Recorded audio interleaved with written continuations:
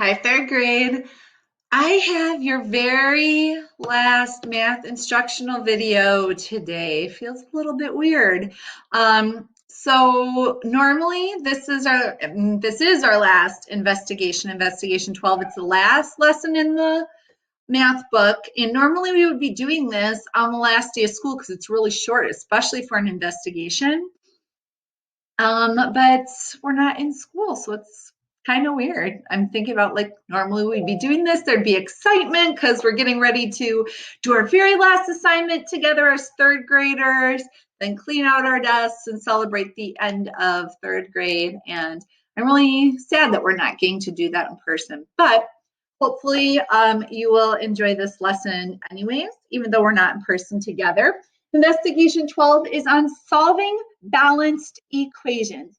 And they present this in a new way, but it's not really a new concept. We have been solving balanced equations all year long, just not thinking about it in the way that they present this lesson. So this isn't going to be that difficult.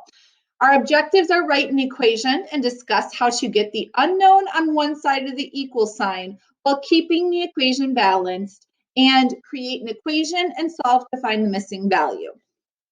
So on the worksheet, there's two parts to each problem. The first part is to write the equation that you would use to solve, and then find the solution. So we know, like, whenever there's a letter that appears in an equation, it's called a variable because we need to figure out what that number represents, and it could be a different thing. We had a lesson on evaluating expressions that talked about that.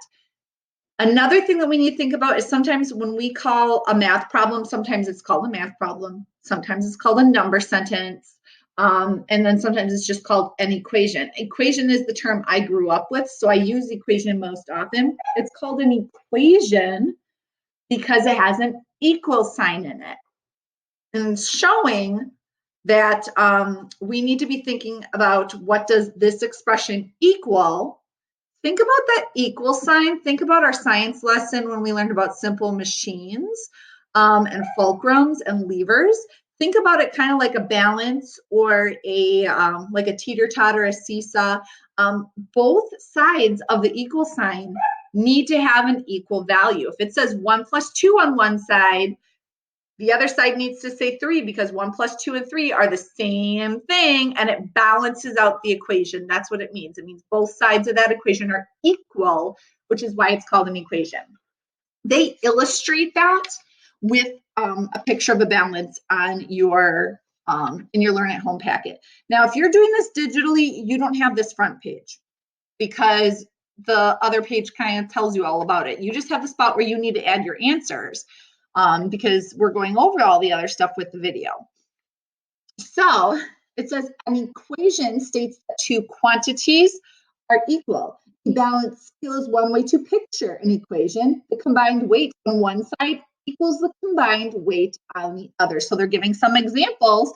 n + 3 = 10. We have done problems like that where we're missing an addend, and we have the sum. We subtract the known addend from the sum to find the missing addend. So we have done stuff like this. It just hasn't been presented as an idea of doing a balanced equation. And they have, so they illustrated that with a block that says an n and a 3, and that needs to weigh the same as a 3 and a 3 and a 4. And then we have here two x blocks and 4 3 blocks. 4 times 3 is 12, and we have two x's, so 2 times x is the same as 12, and we need to figure out what x equals in order for us to come up with a 12. And the thing that's going to be showing that we're doing equal operations when we do these problems together is that anything that I do to one side, I need to do to the other side. We kind of went over this when we were talking about greatest common factor and reducing fractions. I divide 1 by 2. If I divide the numerator by 2, I have to divide the denominator by 2. If I multiply by 4 on the numerator, I have to multiply by 4 on the denominator if we're converting to find common denominators. On the back of the worksheet, it does go over one of those same problems, but it gives you some even more information. Then you have 6 problems where you're going to need to write the equation and then find the solution. It says an equation states 2 quantities are equal. A model for an equation is a balance scale, just like the front side said. All equations have an equal sign. Equations means there's an equal sign. To balance and solve the equation, we must follow the steps below. First, read the problem. Then identify the type of problem. Am I combining something or am I separating something, adding, subtracting, or multiplying or dividing? Get the block with the letter by itself on one side. Remember, what you do to one side, you have to do to the other. Then find the number that solves the equation and check your answer.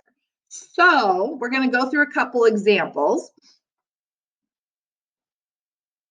where we're going to practice having to do the same exact operation on both sides. So we're going to first go over the first example on the front side, where it had n plus 3 equals 10. So I had 2 blocks, an n and a 3, and then I had a 4, a 3, and a 3. 4 plus 3 is 7, 7 plus 3 is 10, n plus 3 equals 10. Now, we know from way at the beginning of the year, if we have a missing addend, we need to do inverse operations. We need to subtract. So we would subtract our known addend from our sum of 10.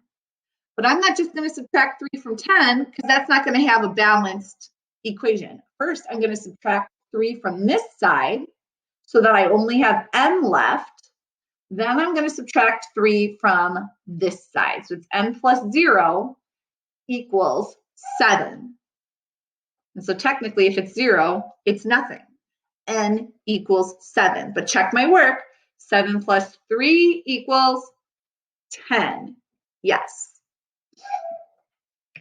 The other example that they give you on the front is they have 2 X boxes and then they have 4 3 boxes. So 3 plus 3 plus 3 plus 3, repeated addition, or I could do 4 plus 3, 4 plus 3 equals 12. And 2 X's, X plus X, repeated addition, or I could say 2 times X. Remember, when I have a number written by a variable that's saying it's multiplying, 2x equals 12. I need to do the same operation on both sides. Since this is multiplying, I need to do the inverse operation. The opposite of multiplying is dividing. So I need to divide by 2. I'm going to use a fraction bar. 2 divided by 2, 12 divided by 2. Now, 2 divided by 2 is 1.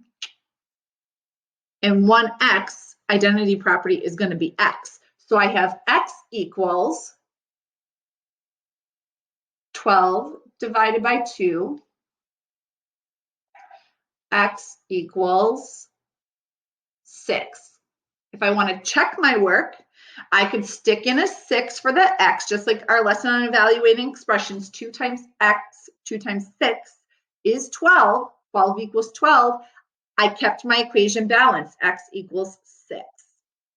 I'm going to try one more from the back side. This is a really short, this would have been our last lesson. We do this in the morning just so that we would have something to keep us occupied. And we wouldn't be getting too crazy with the excitement of the end of the year and the beginning of summer. All right, so number 1, I'm going to try and draw this. On your balance, you have n and 5 on one side. And then you have 5 and 5 on the other side. So the first thing I'm going to do is write this as an equation. n plus 5 equals 5 plus 5. This side has no variable. I can answer that really quickly. N plus 5 equals 10. But I want to get that variable by itself. So now I have a missing addend, I have a given sum. So n plus 5 equals 10. I'm going to do my inverse operation. I'm adding on this side, so I need to subtract in order to get rid of that 5. 0. 10 minus 5 equals 5. 0 means nothing. N equals 5. So if I have 5 and 5, it's going to balance out with 5 and 5. So your worksheet has 2 steps in each problem. The first is to come up with the equation that you would use. So I would say n plus 5 equals 5 plus 5, or I could say n plus 5 equals 10. That would be the first answer. And then I would say n equals 5. So you have a spot where you are